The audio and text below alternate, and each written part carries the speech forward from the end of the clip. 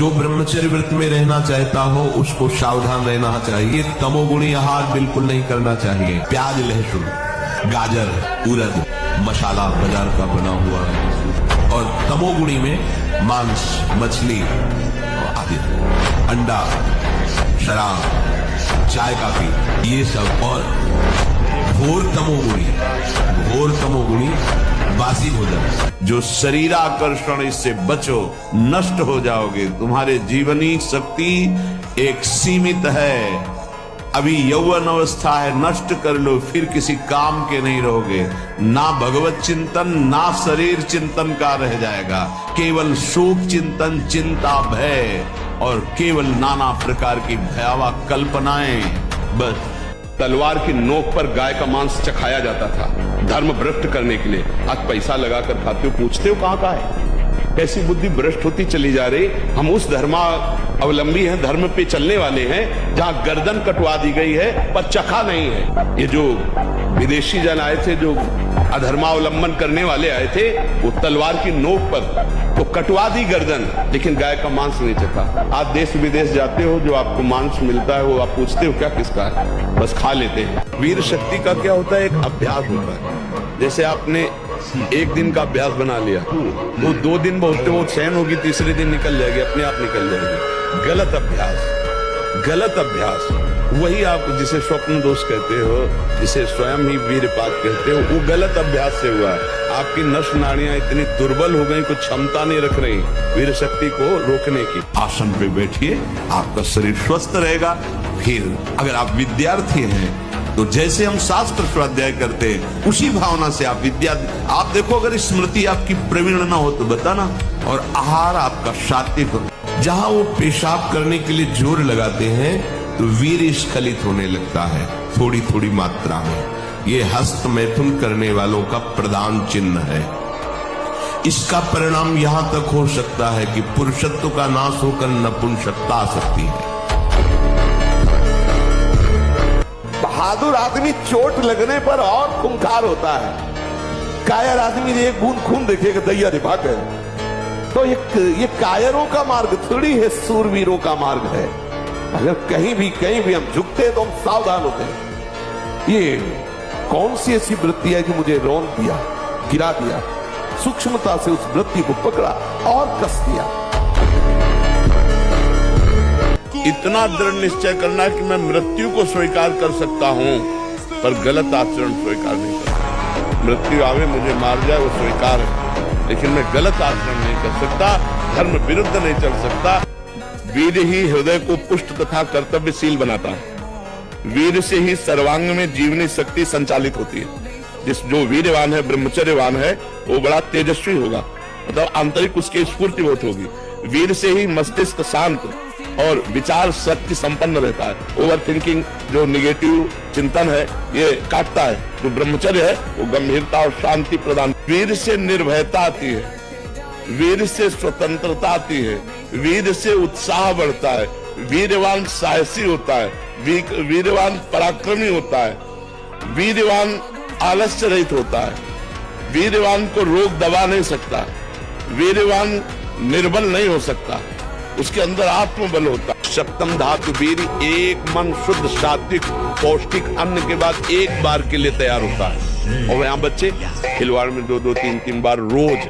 अब क्या होगा? उनका हड्डियों तक की सामर्थ्य नष्ट हो जाएगी, कुछ दिनों बाद देखना बंद हो जाएगा, ऐसे चौंधियाने लगोगे, खड़े होने में चक्कर आएगा, कमर दर्द करेगा, पैरों में टूटन बनी रहेगी, दिमाग में टेंशन बनी रहेगी, पढ़ोगे तो कुछ याद नहीं रहेगा, स्मृति नष्ट होने लगेगी, एक नास्तिकता छा जाएगी। जिसको ब्रह्मचर्य धारण करना है, ध्यान देकर सुनिए। सबसे पहला कार्य उसकी दिनचर्या में, चाहे बच्चा हो, चाहे जवान हो, या जो कोई भी हो, सूर्य उदय के पहले रात्रि के चौथे प्रहर में ही जाग जाना चाहिए।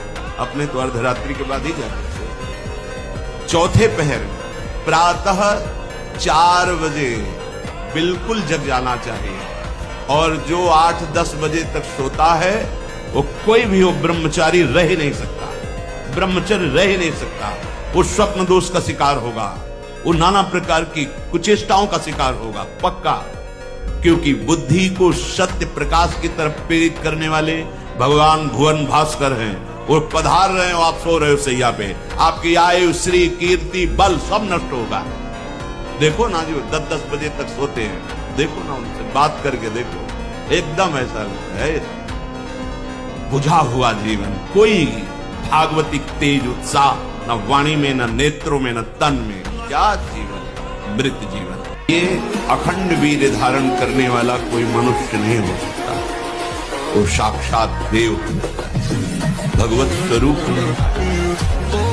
वो मनुष्य धरा से ऊपर उठ जाता है, उसमें दिव्यता आ जाती है। अब मान लो आपकी 25 वर्ष की अवस्था हुई और 10 वर्ष आप करते रहे हैं, अब आपको संभलना बहुत ही कठिन है, क्योंकि जो संभलने की अवस्था थी उसमें तो आपने नष्ट कर दिया, अब संभलना कठिन। लेकिन फिर भी संभलने का उपाय है, आयुर्वेदिक किसी अच्छे वैद्य से और धातु पुष्टता की औषधि ले, और व्यायाम, भोजन सुधार, संग सुधार, चिंतन सुधार, शास्त्रों का स्वाध्याय और नाम जप, यही हमारे हृदय में निश्चय है, इसी से सुधार हो सकता है। कमाल है, अंडे खाइए, पाउडर खाइए, शरीर बन जाएगा। शरीर को फुलाना ही ये कोई बात हुई। इंजेक्शन लगवाइए, 2-3 हजार रुपए के इंजेक्शन आ रहे हैं बूढ़ा बड़े, उनको लगवाइए और शरीर फूल जाएगा, रेस की तरह भग दोगे आप। ये क्या है, नकली पना मत दिखाइए सोशल मीडिया पर, असली पना दिखाइए। अब हमने सोशल मीडिया पर आना शुरू करा है, तुम्हारी दुकान जल्दी बंद हो जाएगी, चिंता मत करिए, क्योंकि हम तो मैदान में लंगोटी देखो, लंगोटी बांध के मैदान में जो उतरता है वो खेल नहीं होती। चौधरी जी ये वृंदावन में मछली को मैथुन करते देख करके काम से पीड़ित हो गए और मानधाता की 50 पुत्रियों से ब्याह किया। अजामिल ने जंगल में वैश्या और वैश्यागामी पुरुष का संसर्ग देखा और भ्रष्ट होकर के वो वैसे ही हो गया। तो दृश्य भी बिगाड़ देता है हमारे चित्त को, संसर्ग भी बिगाड़ देता है, भोजन भी बिगाड़ देता है। तो हम दृश्य से बचे, संसर्ग से बचे और नाम जप करें तो निश्चित है जितने साधु महात्मा सब भगवान के बल से ही तो ब्रह्मचर्य है, भगवान के बल से ही तो अच्छे आचरणों वाले हैं। सोचो जिसके निकालने में तुम्हें ऐसा आनंद लगता है, उसको रोकने में कितना आनंद होगा। सब शरीर की नस नाड़ियां कंपायमान हो जाती हैं। शरीर में 2 प्रकार के रक्त, एक सफेद और एक लाल।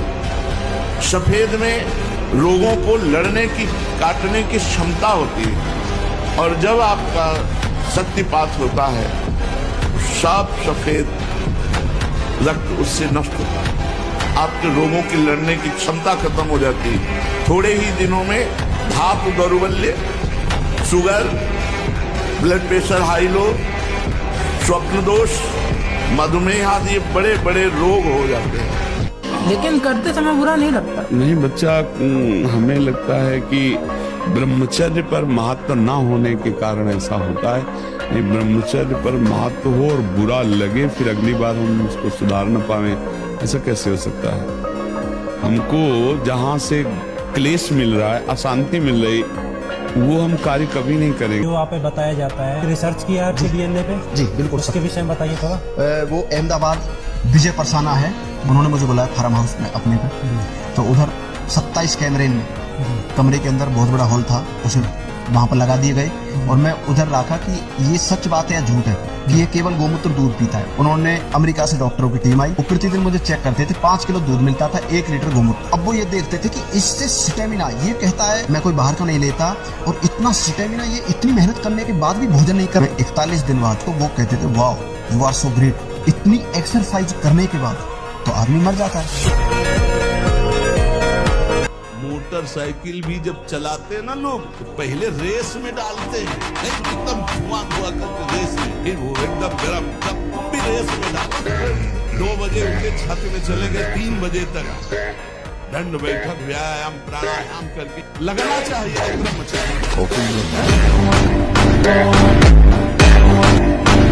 ध्यान दीजिए, आप पहले ऐसे व्यक्ति का संग छोड़ें जो हस्तमैथुन कराने के लिए उत्साहित करे या जो गंदे आचरण में, चाहे वो स्त्री साधक हो या पुरुष साधक, दोनों सावधान। ये रोग एक में ही नहीं होता, ये रोग दोनों शरीरधारियों में होता है। कामोत्तेजना दोनों को आती है, गंदे संग के कारण दोनों साधक गंदी आचरण कर बैठते हो, दोनों इस रोग से पीड़ित होते। पुरुष तो इस रोग को प्रकट कर देता है, माताएं बहनें इस रोग को प्रकाशित नहीं कर पाती, लेकिन पीड़ित होती है इस रोग से। यदि सावधान उपासक न चले तो चाहे स्त्री शरीर हो चाहे पुरुष शरीर, उसको कष्ट होता है। शरीर को पचाने के लिए 1 घंटा व्यायाम की जरूरत है। दवा कोई वर्जिश से बेहतर नहीं, नुस्खा है कम खर्च, बालानसेन शक्ति बढ़े फुर्तीला है, चोट न अधिक पिलाए, अन्न पचे चंगा रहे, कसरत सदा है। कम से कम 1500 दंड बैठक मारियो, फिर 2, 4, 6 घंटे पद्मासन सिद्धासन में नस नाड़ी एकदम शुद्ध, तब वो ब्रह्मचर्य लगना चाहिए कि ब्रह्मचारी जा रहा है। तो सच्चा ब्रह्मचर्य है, हर धर्म का मूल है, अध्यात्म का मूल है वो ब्रह्मचर्य है। तो जब ब्रह्मचर्य पर चर्चा नहीं होगी तो नींव मजबूत नहीं, आप महल कितना बढ़िया बना दो भर भरा के गिर जाएगा, उसमें कोई मतलब। योगी को ब्रह्मचर्य का पालन निश्चित रूप से करना है और इस ब्रह्मचर्य से ही उसे वो ऊर्जा प्राप्त होगी जो कि कुंडलिनी जागरण में प्रयोग करके जिससे वो जागृति की ओर बढ़ता है। सनातन धर्म में ब्रह्मचर्य की बहुत बड़ी महिमा गाई गई है। ये हनुमान जी के ब्रह्मचर्य की ताकत थी कि राम अपने मिशन में सक्सेस हो सके। ब्रह्मचर्य को वेद में तपस्या कहा है। ब्रह्मचर्येण तपसा देवा मृत्युमुपागमते, कि जो तपस्या करते हैं, जो ब्रह्मचर्य रूपी तप करते हैं, वो देवता है। मार्ग कठिन कायर पुरुष को लगता है, बलवान को नहीं लगता। तुम कायर मत बनो। किसी भी कार्य को करने के लिए अगर हमारे हृदय में उत्साह है तो उत्साह हर कठिनाई को रौंद देगा। तुम्हें शक्ति चाहिए, हम कह रहे हैं ऐसा करके देखो, ना मिले तो मैं बताना आगे। कोई गंदा भोजन मत करना, पराई बहन बेटियों के प्रति दोष दृष्टि पे विचार मत करना, मांस मत खाना, जुआ मत खेलना, चोरी मत करना।